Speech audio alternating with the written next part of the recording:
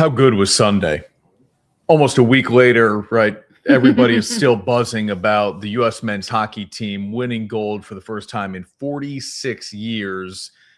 And maybe above that, beating Canada. So you think back like to 1980, the political and global rival, on top of being the hockey rival, were the Soviets. Yep. Then now you get just the hockey rival. Yep.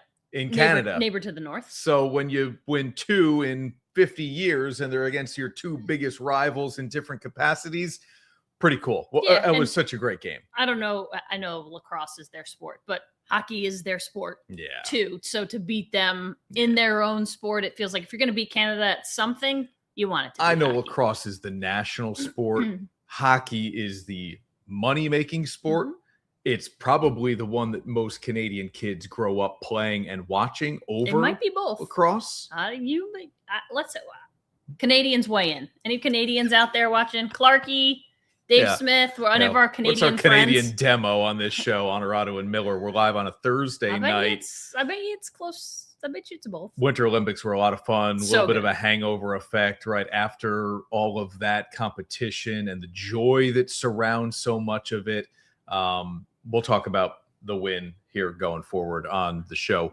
Going to get into some of the spring training injuries that have already popped up here. Concerns for the Mets and Yankees. Would Jason Tatum dare come back with the Boston Celtics now second in the East? This felt like a throwaway season for Boston. All of a sudden, it's like, whoa, okay. Does Tatum get back on the court for games? He's been practicing sooner than anybody else thought. We're going to talk with our medical expert, Dr. Kyle Flik, on the show, and a fundraiser coming up on March 21st that we're going to talk with our friends about. Sean and Tricia Doyle. Jack's Herd is the name of their foundation. Let's get going on Onorato and Miller.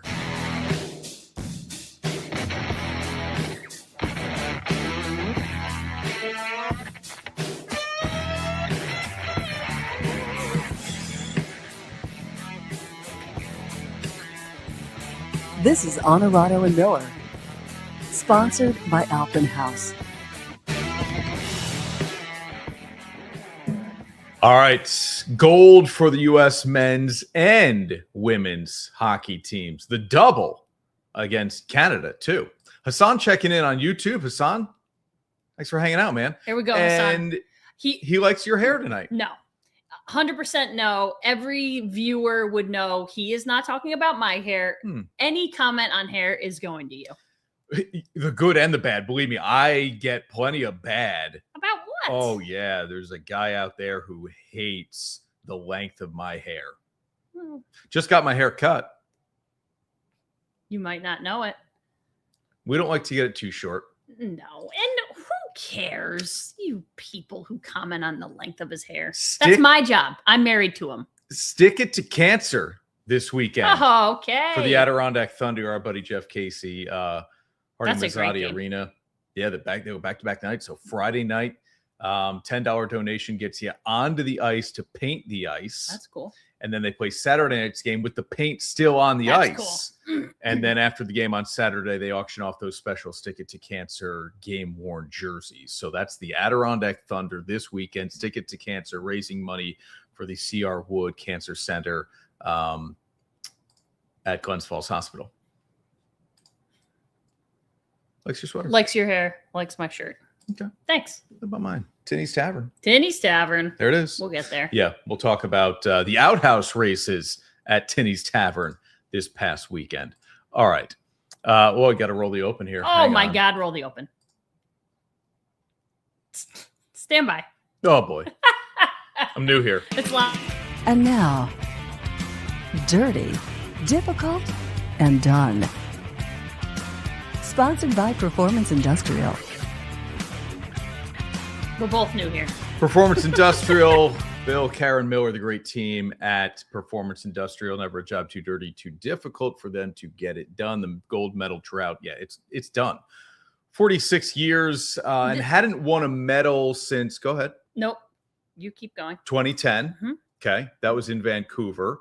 2014 featured the great TJ Oshie shootout performance, but still in a loss. So when you think like, boy, it's been 15 years, 16 years since we medaled in hockey, and then 46 since we won gold. 46 to the day. February 22nd. Yeah, that we beat the Soviets. Yes. Yeah. Then as everybody likes to try to remind people, like, yeah, that wasn't the gold medal game. Know. We get it. But 46 years to the day of one of the greatest feats in American sports relating to U.S. hockey. It just lined up so perfectly. And I understand that we're in that window every time the Winter Olympics happen. So there's a chance that at some point it's going to line up again. It's not that outrageous. But to do it on the day, the anniversary of something that like people celebrate here every Olympics, the anniversary of that game. Right. So to have it, there were watch parties everywhere. Lake Placid was rocking. Our friends Jess and Andrew were up in Lake Placid for that. Cool. Yeah. So cool. Your lasting memory of that game will be what? Jack Hughes losing his teeth. Yeah. Well, okay. Losing his teeth. Yeah. I mean, scoring the goal, obviously. But there was so much goal leading up to it. Like all eyes were on him because he got the high stick and then he high sticked someone else. And you were worried that they might lose it at the end of regulation in that third period. I thought we're going to be on a penalty kill. This is the perfect opportunity for them to blow it. They didn't, held on for overtime, and then all bets are off. Listen, the better team did not win that game. Plain and simple. Don't even. In that game, the better team was not the United States in that game. We had the better goalie. Correct. But the better team did not win that game. The better goalie won that game. Connor Hellebuck was outstanding. Charlie McAvoy made a really nice save of his own, just standing there in the crease. After he played kind of like garbage. Yeah, not great. Yeah. Not great. The better team did not win that game. No.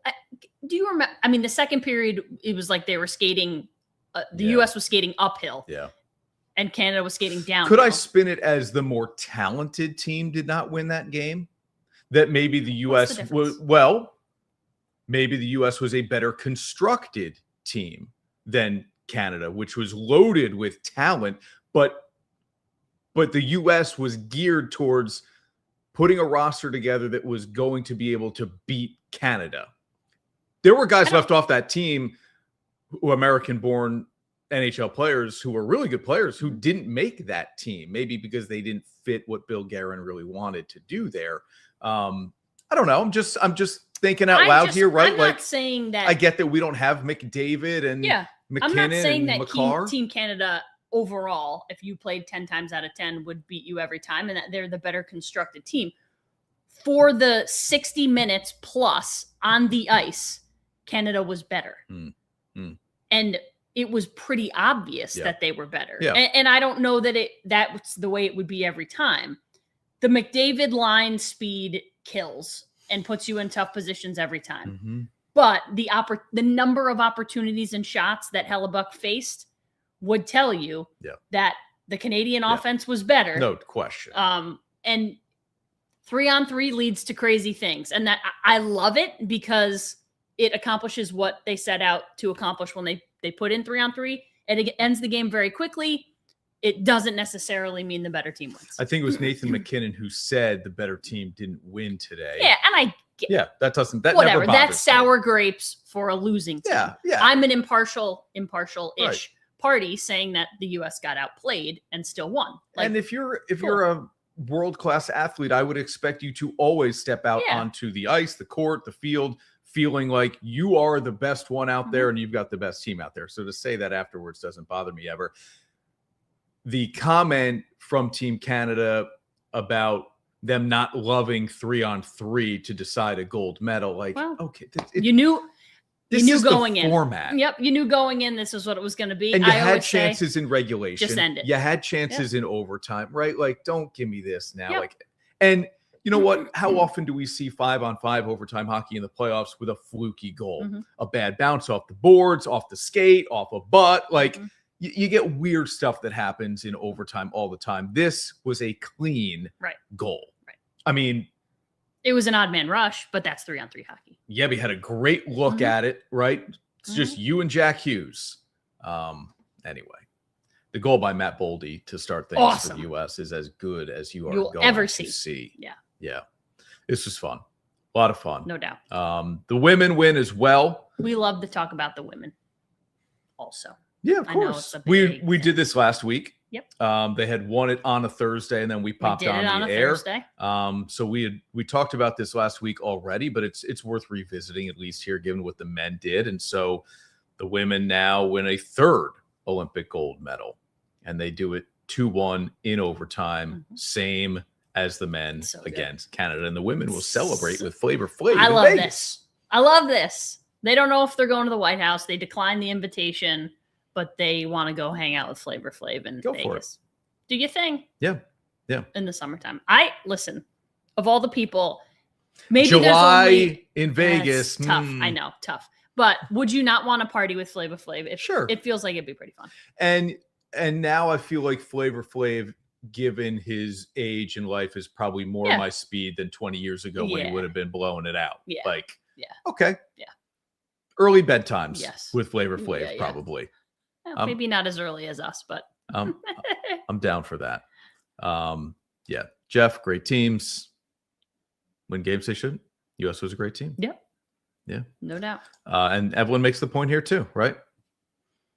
Wouldn't have won it if not for Hellebuck, for sure. No. So Jack Hughes will get the covers moment of newspapers and magazines and websites. But Hellebuck's the MVP. But Hellebuck was the reason they won that game. And the image of Hughes with the bloody missing throwing teeth his helmet and the flag. Yeah. That one's going to be tough to beat throughout history. Too good. All right, let's take a break here on Onorato and Miller. When we come back, Francisco Lindor missing time in spring training. Anthony Volpe coming back from shoulder surgery. So the shortstops for the Mets and the Yankees right now dealing with injuries. We're talking with our medical expert. Been a while with Dr. Kyle Flik. He's got the breakdown of all those key injuries next.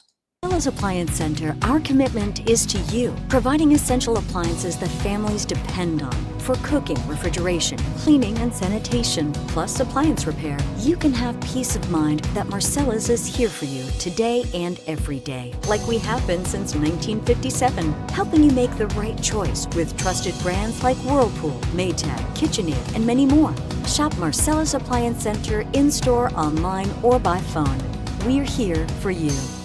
It may be winter, but summer adventures are right around the corner. That's why now is the time to find your new RV during our pre-season sales event at Alpenhaus. Get exclusive deals on travel trailers for as little as $127 a month, or go big with fifth wheels starting at only $324 a month. Not to mention huge discounts on all remaining 2025 model RVs. And if you buy now, we'll store your RV for free till spring. That's peace of mind included. Get ahead of summer and find your family's next RV today during our pre-season sales event. Alpenhaus RV, bringing family and friends together to have fun and create memories. And now, back to Onorato and Miller. Sponsored by Alpenhaus. Back on Onorato and Miller. Man, it's been a while since we caught up with the doc. Been Dr. too Kyle long. Flik, Good to see you, bud. Ortho, New York. Good to see you, man. How are you? Great. Really good. Especially after that Olympics, it's good. You know, there's always that hangover, though. The 2+ weeks are always so good. It's like inspiring, uplifting competition where you just feel that like groundswell of support nationally. And then it's over and you're like, man, it's still February? Gosh. Yeah. But it's just one of the greatest events. I mean, and the NHL has to be pretty proud of their players and their product. I mean, that was an incredible, the whole tournament was great. Yeah, I'm glad the league has gone back to giving a little bit of a break there so guys can go over play. You play hockey. Have you ever taken a high stick to the chops the way Jack Hughes did? Not quite the way he did. I've had a few sticks to the chops, but I've got all my teeth. I'm not sure. I mean, it's the thing about hockey players. I mean, and the box lacrosse players are basically the same breed, and it's just a testament to I don't know what it is, but it's it's something about the sport, and I love it. I love to see there's no complaining. There's no, you're just, I mean, if you're hurt, you're hurt, but you don't need to be on the ground forever. And, it was like if the hockey gods had to like script something for the game, if you watched that game and you saw what happened there, and the whole story was a perfect way to get more people interested in the game and to highlight the type of character that you get in that sport. Yeah, I think we'd all trade some teeth for the legacy Jack Hughes just built for himself. All right, we've got injuries to talk about in terms of spring training, the end of the NBA season. There's a really big one that I don't think the Celtics kind of saw themselves in the position they're currently in. It kind of felt like, hey, we can do a full year without Jason Tatum. We'll get to that, Kyle. But this one, and Lindsey Vohn's most recent post saying that she really feels like surgery saved her from amputation. Man, a person in your position, when you hear that, how does that make you feel, knowing the effect you can have on somebody's quality of life? Yeah, for sure. So she, obviously I don't know the details of her injury, but the x-rays are on the internet. You can see what was ultimately done to help piece her leg back together. Whenever there's multiple injuries and high energy injuries like she had, what we worry about is a compartment syndrome. And a compartment syndrome is when there's bleeding from a fracture and the muscles around the bone are also bleeding. And that blood is being basically trapped by the fascia or the lining or the envelope around the muscle. And that, if that's not released relatively quickly, then the muscle can actually die and you can get permanent nerve damage. And when she talks about being saved from amputation, that's probably what she's talking about. That quick transport to the hospital. The very first operation was probably to put that external fixator. See pictures of her in her bed with that massive, all those pins. That's called an external fixator, and that temporarily stabilizes the bones so nothing moves, and it makes her more comfortable. And that allows the doctors to open up the muscles to relieve the pressure. And then the muscles will survive. So she probably has very long scars on both sides of her leg and probably one in the back. And so that happened first, and then they stabilized her, and then they probably put some of the plate and screws in there. And then what was done later or definitively back in the US, I'm not sure, but definitely major surgery and probably unrelated to her ACL. Right. To be honest. So that was going to be my next question here. We talked with Andrew Weibrecht, who won silver and bronze at different Olympic games as a downhill skier, a ski racer. And he said the same thing. He was like, the injury is not because she had a torn ACL. Not that he said it's common for skiers to go out there on a torn ACL, but when you heard that she had torn her ACL and was still going to give it a go, what did you think? Well, first I had to answer to a handful of patients that were scheduled for ACL surgery. And they said, Dr. Flik, if Lindsey Vonn can do this without her ACL, why? So I was actually, I didn't want her to get hurt, obviously. And it would have been a great story if she had won or medaled. And it would have required a lot of explanation and really kind of candid conversations with patients and athletes about how was she able to do that and why are we still recommending surgery. And the answer is, if you tear your ACL, you're a football player, you can go back, you could recover in a couple of weeks. The knee will regain its mobility and its strength. ACL only provides stability. So, and you could get back out there. You could even play a full game and not happen to have that moment arm that causes the knee to buckle. You can get through a game or two or some practices, or, people can do a lot without an ACL. And, probably if she was doing moguls or even if she was doing slalom, I think it would have been a lot harder. But doing the downhill, which is really, you're kind of engaged and I can see someone I saw a woman today tore her ACL, MCL. She's 45 and she skied down the mountain after her fall and the knee didn't buckle again. So you can do it. It's just, you're putting yourself at a very high risk. But I think most people, when they think about Lindsey Vonn, they kind of understand, they give her a pass and say, all right, if I were in her position, maybe I would go ahead and do this. It's not overly ridiculous or stupid or short-sighted. I understand why she did it, but it is a very high risk thing to do. But did she miss that gait because there's a little proprioception that the ACL provides? I mean, clearly it wasn't the ACL failing that made her fall and break her leg, but could there be some? Would she have clipped that gate with a normal? It's all conjecture. I don't know. First of all you have to do to explain to any patients who are questioning this: world-class athlete, normal person. Right. Very, very far apart. All right. We're into spring training here. I asked a buddy in the newsroom, what's the biggest thing that concerns you about the Mets right now? He said Francisco Lindor. So we've got a stress reaction in the left hamate bone. A lot of people have to Google hamate bone to remember exactly what it is in the hand.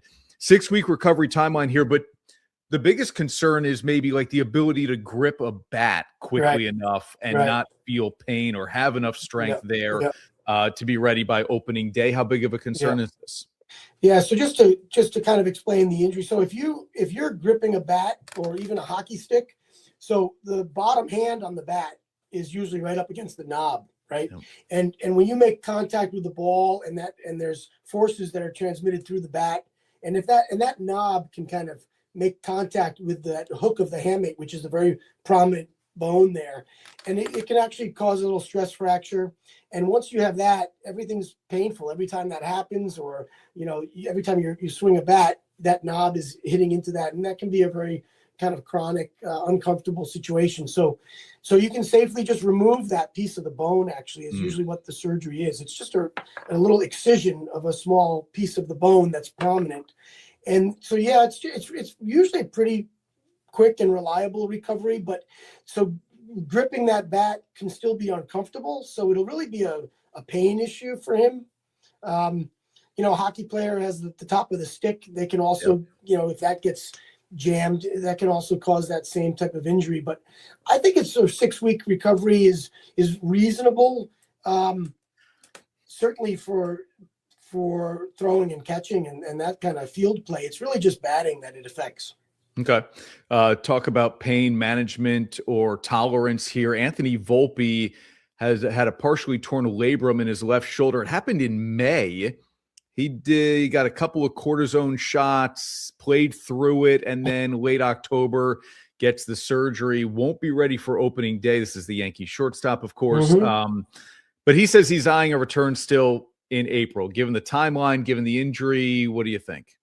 Yeah, labral tears are relatively minor, straightforward injuries, and the recovery can be as early as 3 months in some people. And so, for sure, I would expect him to be okay.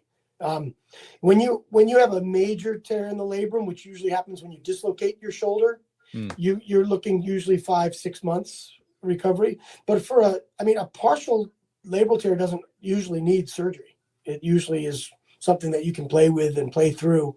So this was probably an arthroscopic, relatively simple procedure, and I think he should be okay. Could he have damaged it more by continuing to play instead of getting it cleaned up in May? Yeah, every time you land, if you fall on an outstretched arm and you jar your shoulder. Which is exactly what he did, yeah. Right. You have an impact that the humeral head hits the edge of the socket and can kind of cause a separation in the labrum. And so that can get worse. It can start off as a partial one. On maybe that first MRI showed a partial tear, and they tried the cortisone and tried to get him through. And then it may have just been one of these things that just kept irritating him. Maybe it got a little bit worse. But I would expect pretty good recovery with that. With that surgery. Said at the beginning of the segment here, it felt like it was going to be a throwaway season for the Boston Celtics. They were trading pieces away. They weren't signing free agents because they knew of the Tatum injury back to last year's playoffs. And Jaylen Brown needs to be in the MVP conversation. You heard LeBron James stumping for him as a candidate there. And they're in second place in the Eastern Conference. And all of a sudden, Tatum is probably thinking like, boy, I thought I had all year to kind of recover, and then all summer as well. Yeah. This torn Achilles, boy, we've seen it way too often with NBA players especially. What would be your guidance and view of this injury, maybe trying to get him back before April when the playoffs start? Yeah, there's a lot besides the injury. You got a franchise player who you don't want to lose again or too soon. But, I heard that he's actually out there playing and practicing pretty hard. Yeah. And it's been 9 months, right? or so, Yep. somewhere around 9 months. So I mean, that's a reasonable amount of time to expect somebody to be able to run and jump and cut and pivot. So, if you can give him a little more time, that would be, if I were the team doc with them, I would say, just let's not, unless we really need him, let's keep him in shape and get him ready. But I wouldn't be surprised if he makes a surprise return here in the second half. I wouldn't be surprised if I saw him make a surprise return here sooner than later, if he's feeling comfortable. Couple guys of recent memory, right? Like Kevin Durant took that whole next season off after he tore his Achilles. And then older guys and different sport, Aaron Rodgers, Kirk Cousins. What should be the expectation of maybe Tatum's ability? Obviously, he's much younger than those guys were, but just in terms of his capabilities when he gets back on the court. Our expectations as surgeons after this surgery is for a full 100% recovery, because the Achilles tendon is just it's the link of the calf muscle to the heel. And if you repair that link and it heals, your athleticism shouldn't be terribly affected, as long as the strength recovers and everything else. So I think, there's a very good chance of him looking like his old self again. And, anywhere, I wouldn't send someone back in before 8 or 9 months, but some people might even need a full year for, like you said previously, it could be a full year. But if he's out there already and playing and scrimmaging, like it sounds like he is, they may try to bring him in. Boy, they all of a sudden would become a real force. Right. Already second in the East and a competitive Eastern Conference in the NBA. Our medical expert, Dr. Kyle Flik on Onorato and Miller. Thank you, man. It's so good to see you. Let's do it again before too long. You bet. Likewise. Be well. The great thing about novices, no matter who you are, they're going to put all the detail in the world into your brand. I feel like they have been a big part of my success, making me feel comfortable. This is Harrison Butker, Super Bowl champion kicker for the Kansas City Chiefs. Claim your crown. It may be winter, but summer adventures are right around the corner. That's why now is the time to find your new RV during our preseason sales event at Elpin House. Get exclusive deals on travel trailers for as little as $127 a month. Or go big with fifth wheels starting at only $324 a month. Not to mention huge discounts on all remaining 2025 model RVs. And if you buy now, we'll store your RV for free till spring. That's peace of mind included. Get ahead of summer and find your family's next RV today during our preseason sales event. Elpin House RV, bringing family and friends together to have fun and create memories. And now, back to Onorato and Miller. Sponsored by Alpin House. Welcome back to Onorato and Miller. Dr. Kyle Flik. It had been very long time since we had him. You know what he said to me, though? He is still playing Sunday night hockey that guy with Glenn Clark. We should go. I know you'd enjoy that. Imagine we're just going to show up. Yeah. I love that guy. Yeah. Oh my God. Well, good to know. So maybe we'll go watch some adult men's hockey.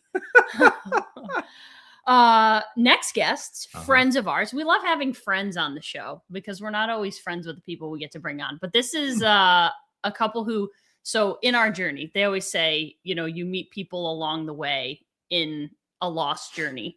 Now, this is a couple that we didn't meet through it because I knew Tricia. I work with Tricia, but we kind of connected afterwards and shared stories and have a lot in common with our friends Tricia and Sean, who have a very exciting fundraiser coming up for their foundation.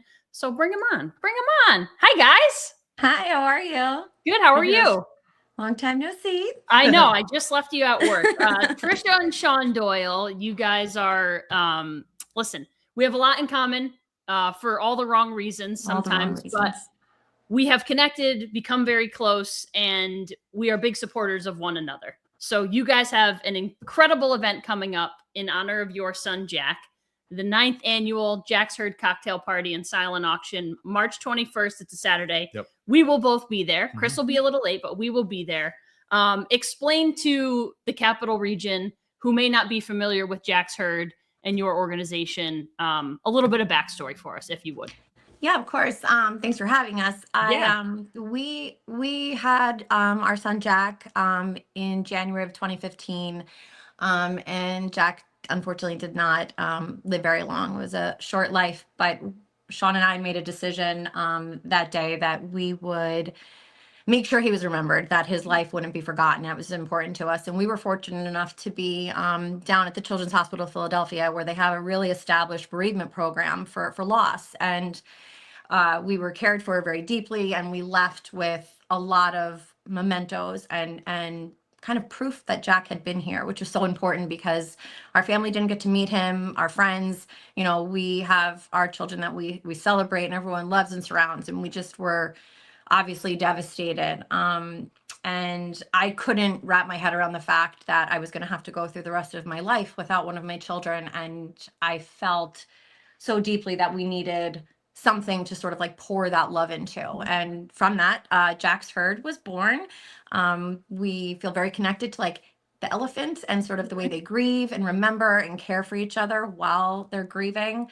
And so we established Jack's Herd 1 year after Jack had left us. And we have a donation program that we provide the local hospitals with all of the supplies they need to create these beautiful memories for families. So memory boxes and 3D molds of tiny hands and feet and handprints and just all of those things, cameras so they could take pictures, and just all of the things that you sort of have, because you know, it's hard enough when you're leaving the hospital with empty arms, but having something to sort of hold and kind of keep all those memories in was so important for us. And so we are currently donating to 3 of the local hospitals in the capital region with hopes to expand. You know, we want to make sure that it does not matter where this happens, that everybody sort of has something to remember their babies by. And, you know, it's really important to us, and we're really excited. And so every year we do this fundraiser, which is a fun night. You know, it's a time that, even though it's sort of rooted in something that's so sad and hard for people, it's a fun night, and we try to celebrate what Jack's legacy has become, and you know, sort of all of the other lives that we've been able to touch over the last 10 years doing this. It's at Van Patten Golf Club this year. Again, Saturday, March 21st. The information's on your screen, jacksherd.com/tickets. You can find them on Facebook as well, Instagram.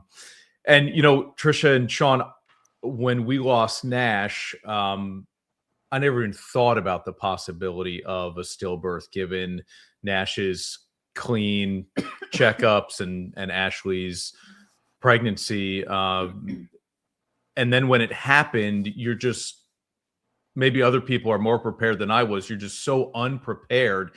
You don't know what to expect next. And I never thought that there would be a service that would come in and take pictures. I never thought that there were memory boxes that would be provided, and that nurses would come in and take molds of your child's hands and feet for you to get to take home.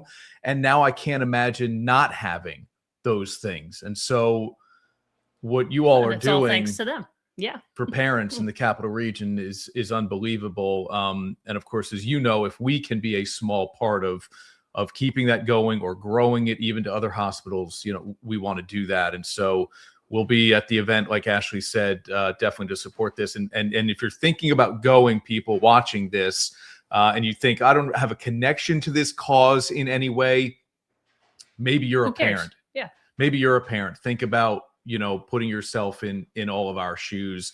And if you're just looking for a good night out, let me tell you something. The silent auction items at this thing it's unbelievable, Sean. Yeah, Sean, what can people expect of the night? You guys have done this. This is not year 9 now.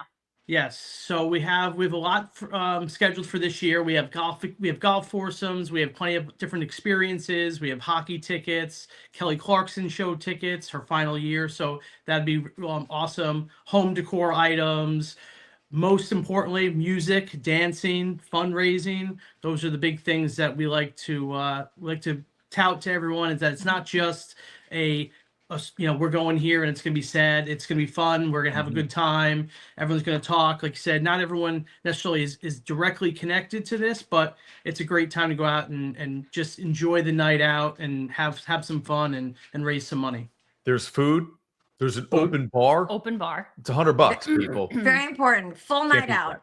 It's a good night to get dressed up, eat, drink, dance. It's a good time in March when there's not a whole lot of, fun happening in exactly the nightlife. Eat, drink, and be merry. That's it. I am going all in on Kelly Clarkson tickets, just so you know. I'm sure I won't be the only one, but I will be all in on that. Nice. We're excited. We really are. And we love seeing sort of what you guys are doing for NASH through your foundation. And that's really the hope that Jack's Herd was, started in, is that giving families sort of a path forward, because, like you said, we really can't, when that happens, you just are kind of stuck thinking, how am I going to move forward? And I think, we are proof that, and you guys, that there is a path forward, and it's not an easy one, but it's certainly easier when you're surrounded by people that are supporting you and caring for you. And, so we're excited, and we're really appreciative of the support, and really can't wait to celebrate another year. Yeah. Well, Sarah can't wait to go. Do we know Sarah? That's my sister, my big Love sister. it. All right. I'm That's a supporter. okay. She's Family is the best. Sarah's in. Ashley's parents are in. Yep, that's my dad. Awesome. My parents are bringing friends. I just bought our tickets as 5 minutes before we went on the air, because I thought I need to be able to say we have our tickets when we're on the air and not lie about it. Well, because we I don't like to lie. appreciate it. So we bought our tickets right before we came on the air. Thanks, guys. Yes. What would you guys say about your ability to keep this mission going based on support? I mean, look, you've got the same way we say all the time, right? It's an all volunteer board. Right. Nobody's getting paid to do what you're doing here. And so everything you're able to do is donation driven. Yeah, it can be stressful, right? And as every year there's sort of this feeling like we want to keep growing it. I don't ever want to get to a point where we can't provide, all of the things. I would never want it to be that, a hospital doesn't have what they need for a family. And so we are, always sort of connecting with people who are willing to donate things, and stretching our family, being like, who wants to donate a basket this year? And coming up with, making a little competition, like whose basket's going to go for the most, and, trying to keep it fun. And it's all 100% volunteer. It's 100% donation based.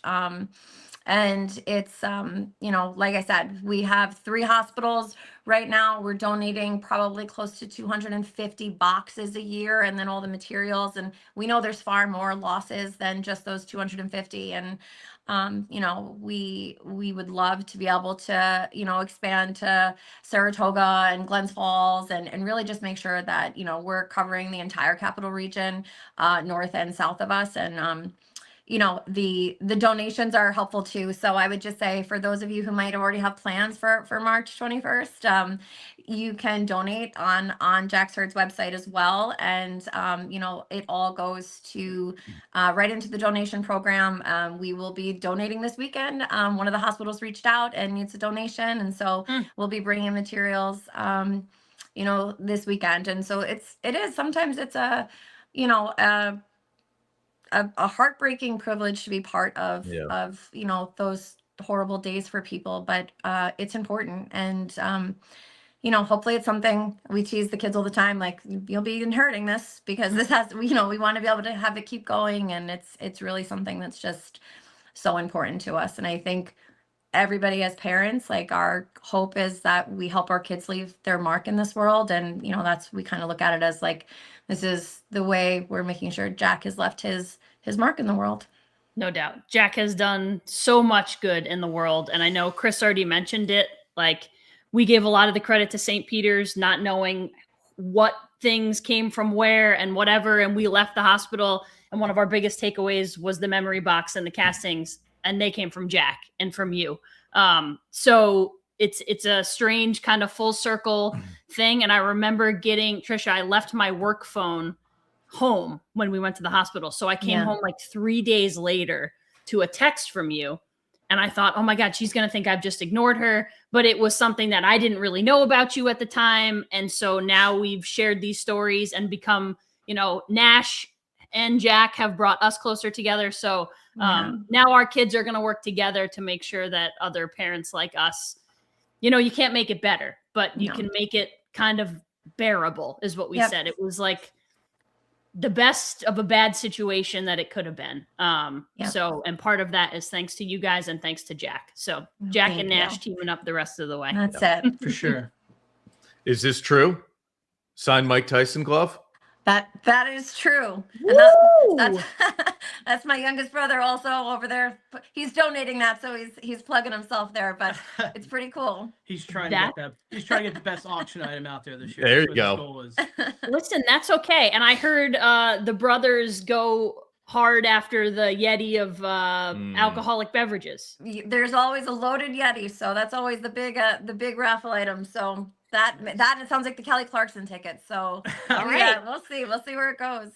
Signed Mike Tyson glove. Well, we're going to be putting in on all kinds of stuff. Yeah. Saturday, March 21st, Van Patten. Please join us. jacksherd.com/tickets. Buy your tickets now. Don't wait until the end because it stresses Tricia out. Yes. Just a We little, know just a you're little. going to sell it out or sell as many tickets as you want to, but you would rather know ahead of time that you have a whole lot of people that are going to be there. It helps. For sure. Yes, it All right. does. Guys, thank you so much. Thank you, guys. We'll see We you love on you. March 21st, if not before. Tricia and I'll see Sean you Doyle. tomorrow. Thank you guys. Bye. See you guys. See you tomorrow. See ya. JacksHerdInc.com, JacksHerd.com/tickets for that great event coming up on March 20th. This is my first one. I had to work last year. Yeah. I had a lacrosse game. I was blown away by the auction. Yeah, you said We that. go to so many of these fundraising type events, right? And there's generally a silent auction at all of them. And you find some really cool stuff. Just to know what to expect, I was blown away. Blown away. I mean, Really cool. Mike Tyson signed glove is pretty cool. Yeah. Yeah. Cool. Really cool. All right, let's take a break here on Onorato and Miller. We'll come back. NFL Scouting Combine underway in Indianapolis. Mel Kiper has a new mock draft out. Could Fernando Mendoza not go number one, or is this just like the machine of the offseason, something to talk about? We'll talk about it next. Imagine coming home after a long day and slipping into your own personal hot tub from Wellness Spas. Let the stress of the day melt away as you soak in the therapeutic benefits of the water. Our team at Alpenhaus wants to help you relax and enjoy the advantages of owning your very own hot tub. Now offering a whole new lineup from Wellness Spas, featuring models from their City Life and Peak Life lines. Alpenhaus Pools and Hot Tubs. Visit us at Clifton Park Center and Route 30 in Amsterdam.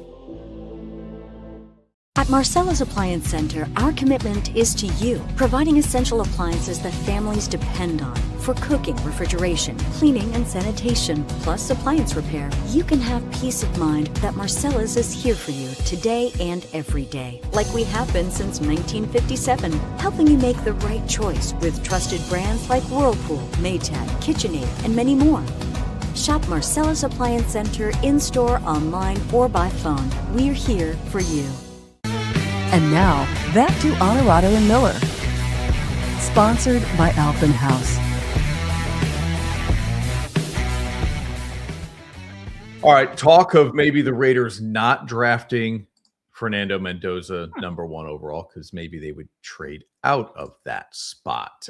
Still catching up on comments from our Jacks. They brought a lot of fans to the conversation table. here. Yeah. We should have them on more often. And Allie, who's a good friend of Tricia's and supports a lot of what Yes. Allie was at Bocce this year, she's, supporting yeah, us. Yep, very sweet of her to do Allie, that. we'll see and you at the event. Always good to see her. Yeah, absolutely. We'll see you on March 21st. Did you see this? This was at Tinney's Tavern last weekend. Outhouse races. Nash Dasher. I mean, this event is unbelievable. You had Nash Dasher against Tush Push, an Eagles-themed outhouse. Big Sky Country performed. They were awesome. This was one of the best races of the day. I think it was the semifinal. And then Nash Dasher ended up losing to Team Army. But what an event on Lake Desolation, Tinney's Tavern. Thank you, Bill and Karen Miller, Sean and Jamie Wilcoxon, for including Nash Weston Honorado Memorial Foundation in your Expedition fundraising Yeti. efforts and Expedition Yeti. Does the outhouse, like, what's the rule? The first person has to cross, the piece of the outhouse has to cross? We were going, so you put the outhouses on skis. You have to. That's how it works. Well, it just is easy. Well, yeah, I get that. So it was the front tip of the ski That was to cross, close. not the person. Okay, gotcha. So Makes you sense. put the ski on the start line, and then it was always the first ski to cross, not the first person to cross. This was very close. Very, because I was just looking at you see the... Had a guy, Matt, keeping his eye on the finish line. Close. And he gave it to Nash Dasher there. Yeah, very, Nash very Dasher. close. I mean, they had 900, maybe 1,000 people there. I'd be nervous The about number of frozen lake. snowmobiles on the lake. Makes me nervous. Incredible. You lost your voice, kind of. It was close. You were already going. I was hurting about halfway through, but it bounced back okay. Yeah, Raised what a more cool. than $20,000. Amazing. Yeah. Thank you, guys. Yep. So We'll be back for year 3 next year. Tomorrow's Friday. Thank year God. 1 for me was like, I have no idea what to expect. Yeah. Year 2 was really looking forward to it. And the weather was good, right? You just I don't haven't know. been able to go either year. Right. You get Firewolves year 1 and you're out And of then I town year was 2. in the city last weekend. Mm-hmm. Dang. I need Bill, I need the notice. Early heads up. Way on a in date. advance. Yeah. Our schedule is crazy town. I need the notice. How about this quote from Paul Skeens? He has confidence. Sure. And this is ahead of the World Baseball Classic, which starts next week. Team USA with an easy group to cruise through before the elimination rounds. He says, USA wins. It's what we do. Got to keep it going. And that was in response to, I was going to say, like, they don't. the hockey but, teams winning and a record number of gold medals at the Winter Games, 14 of them for Team USA. And so the World Baseball Classic championship game 3 years ago was unreal. The USA did not win. No, you get Shohei Ohtani on the mound against his then teammate Mike Trout, and he strikes Trout out to end the game, and Japan wins, not the U.S. Here's an interesting thing happening with the World Baseball Classic. Tarek Skubal says he's only going to make one start at the World Baseball Classic, and then he is leaving the team. I mean, to go back to spring training. Now, he said if the U.S. gets to the final, he would lobby Mark DeRosa, the manager, to let him go back. But he said not even to sit in the dugout, to just kind of be there in the stands to support the team. Yeah. Skeens will make 2 starts. Skubal says he'll do 1 and he's done. I hate to say why even sign up, but why even sign up to play? Because 1 start for the second best pitcher in baseball they're going to need him. I know. And pitchers are so different. Like you're going to make 1 start in 5 games, whatever that 5-6 days. You're lucky if your major league team is going to let you. They're never going to let you start on short rest. Like it's going to be very strict. So if you're not going to start again, it seems like okay, go home. Yeah. Okay. Here's the U.S. schedule. Starts March 6th. Brazil, Great Britain, Mexico, Italy. Not exactly world powers in baseball. No.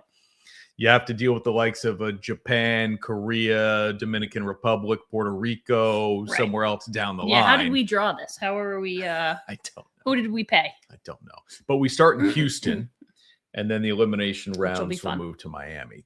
And that's where the final will be in Miami. Yep. Games are being played in Puerto Rico. Mm-hmm. Yeah, I love the World Baseball Classic. You've said you would like to go. I saw the U.S. play Canada in Toronto many, many years ago. Cool. Which was a lot of fun. I don't even think I remember the World Baseball Classic as a thing many years ago. I couldn't give you a lot of guys on the USA team. Mark Teixeira was on the team. I think Chipper might have been on the team. Well, that's fun. It was great. It was a great atmosphere to see that in Toronto. But yeah, I mean, imagine you get Team USA against the DR or Puerto Rico in Miami.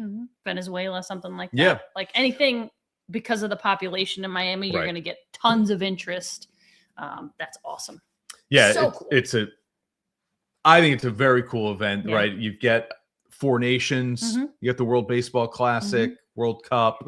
Anytime you can pit country versus country, I love stakes are high. I love the idea. People care about it, which is nice. The players care about it, which is nice. Really cool. If You heard this coming out of the scouting combine in Indianapolis that the Raiders may not take Fernando Mendoza, or at least people don't feel like it's a slam dunk that Mendoza goes number 1 overall to the Raiders.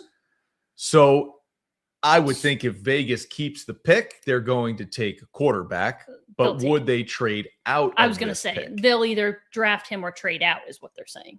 Yes. Okay. I don't buy it for a second. Not for a second. This is, go ahead. This is the Raiders saying, hey, we're open for business. We like Fernando Mendoza, but if you love him, we'll talk. 100%. And you'd be stupid not to, because here's the deal. Like, I know he won the Heisman, but I wouldn't be surprised if he's not this like bang up rock star quarterback in the NFL. Like, we've talked about this. He's surrounded by incredible talent at Indiana. They're so much better than the teams around them. I'm going to tell you something. The Raiders are so much worse than the teams around them. So he will automatically be put in a much higher position or higher probability to fail than he was in Indiana. He was set up to succeed by the coaching staff, by the players that they put around him. It's going to be tough sledding until the Raiders get their act together. Like, that's not a good team. So to think he's going to come in and just change the culture and change the dynamic of that team and they're going to all of a sudden be good is kind of crazy. I think you could put a lot of other players in there if you weren't in love with Fernando Mendoza and gain draft picks or gain talent by trading out. Yep. Yes, I agree with most of that. But I'm not saying he would make them instantly better, but he would instantly change the culture of that team.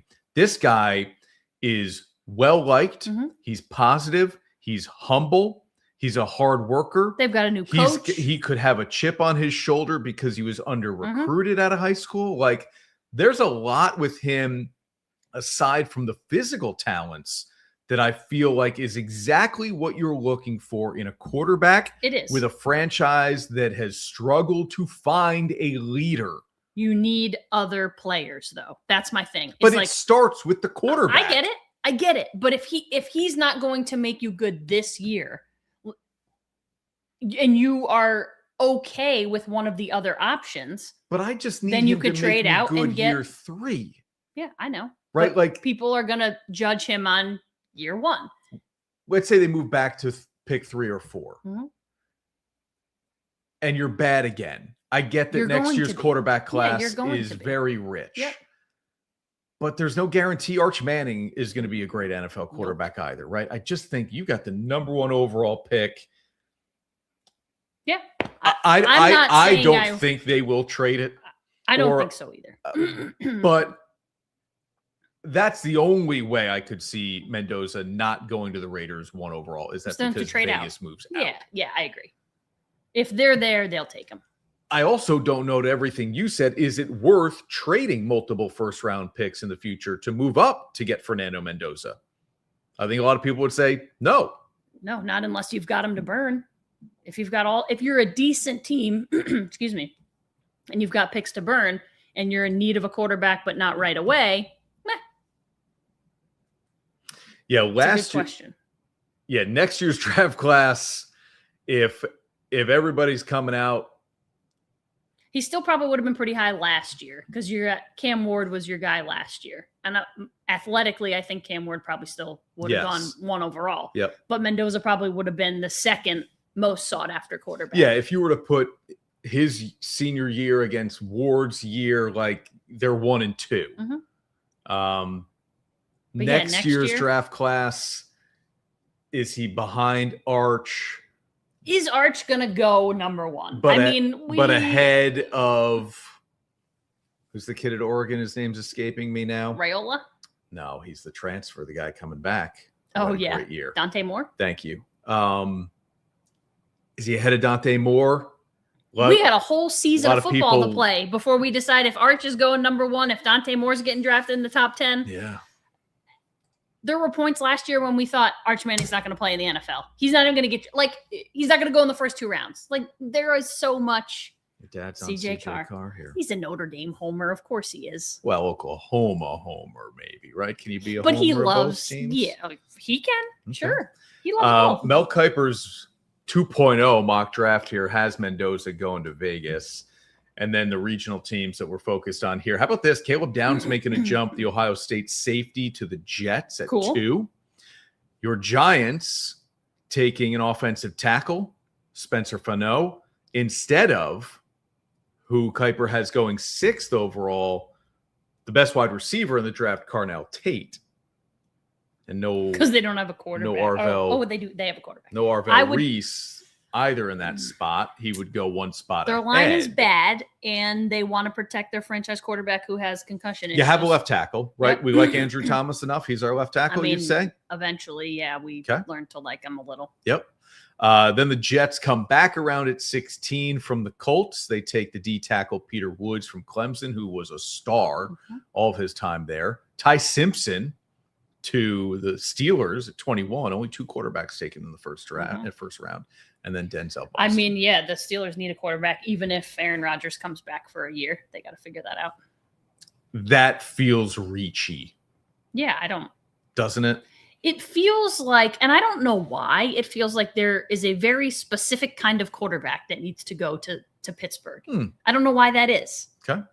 Well, Tomlin isn't there anymore, so it could be anybody. But like Roethlisberger, I don't know why. It just feels like Roethlisberger, they're like the ground and pound, like not air it out kind of team. And I know that could change when you bring in a new coach, but Mike McCarthy doesn't exactly feel like a huge swing in the other direction from Tomlin, but just from the personality wise, they're personality. Tomlin, McCarthy's offenses are top 5 everywhere he goes.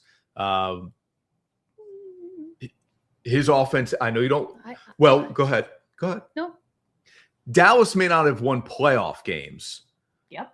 They won 12 games consecutive seasons with Mike McCarthy. I get it. They just don't win when it matters. And they had great offenses with him there. Is that the coach or is that the quarterback? A little bit of both, right? Jets made a deal here. They're trading Jermaine Johnson, who was a first-round pick a few years ago. He's going to the Titans for Tavondre Sweat, who's a really good interior defensive lineman. This is the stat, though, that stands out. They traded 8 of 11 first-round picks from 2015 to 2022. That is insane. The span of Mike McCagnon and Joe Douglas as general managers, and now Darren Muji is going into year 2 or 3. Traded Sauce. Quinnen Williams won a Super Bowl. Sauce to Indianapolis, which who knows what that'll turn out to be. It wasn't so good once he got there. The grass is always greener until you go and it's not greener, because things fall apart. Yeah. But so a lot on the show here. The Olympics are still the prevailing kind of memory of the last week. They're done for next week. We won't be able to lean on the Olympics anymore. No. It's sad. No.